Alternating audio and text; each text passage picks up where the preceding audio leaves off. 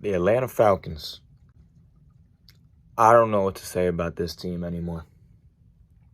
I've uploaded this video late because I needed time to think about it. Think about what's happened in the last few days and what's happened today. And I don't even know what to think anymore. I never wanted Deshaun Watson on this team. I don't care if he's been acquitted of this stuff or he's not charged on getting pressed criminally. I don't care. I don't want him on my team.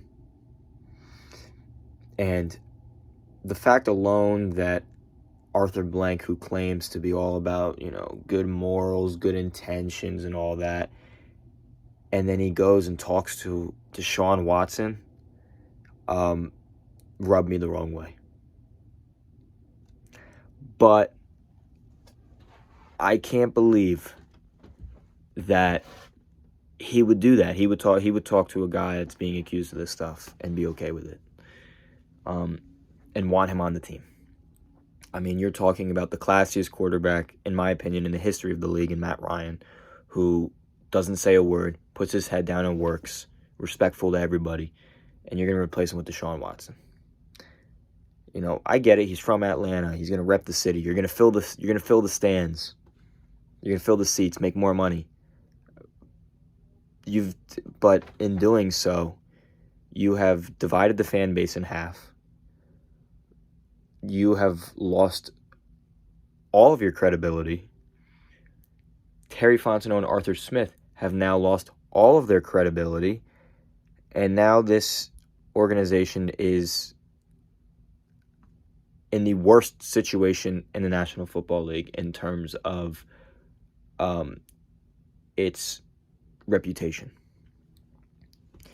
Because the Falcons appeared to have Watson the whole time. Oh my God, I almost fell.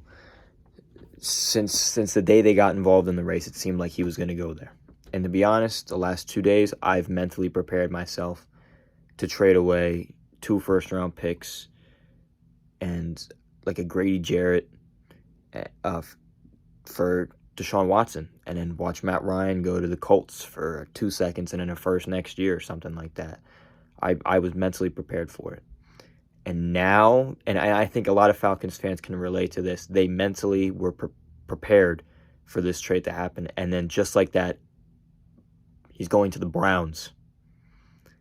And that in itself is a gut punch. Because it's one thing to... How do I even word this? I'm trying to make an analogy for it. It's like a long-lost family member.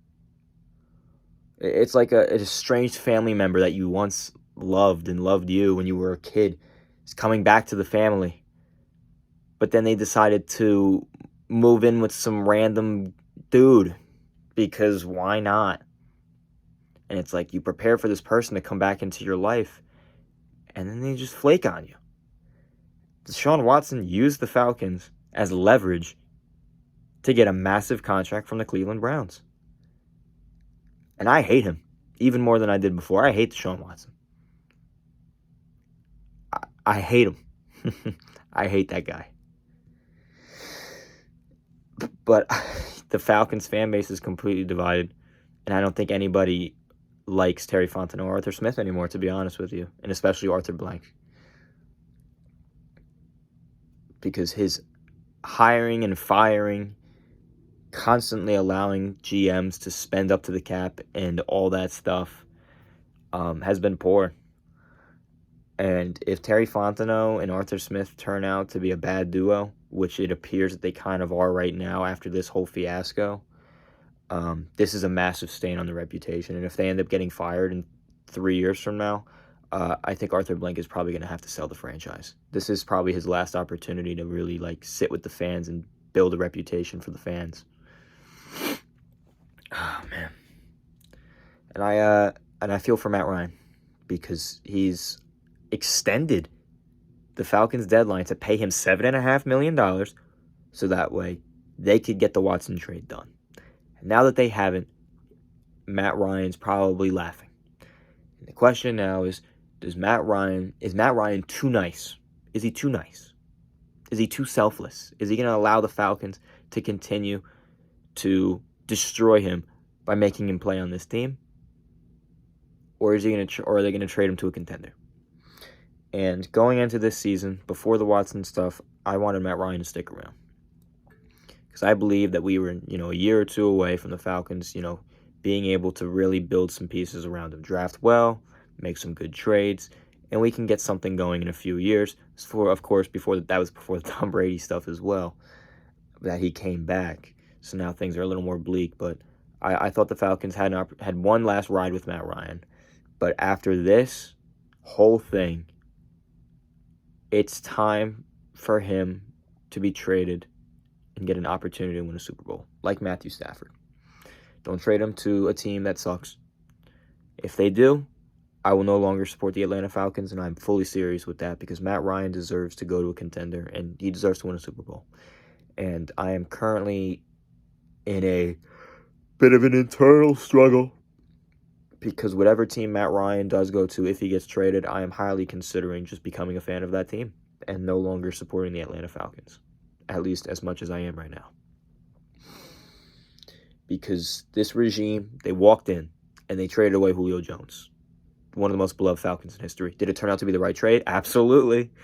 Got a second-round pick for him. The guy got cut by the Titans this year. Hardly played last year. Turned out to be a great trade. Absolutely.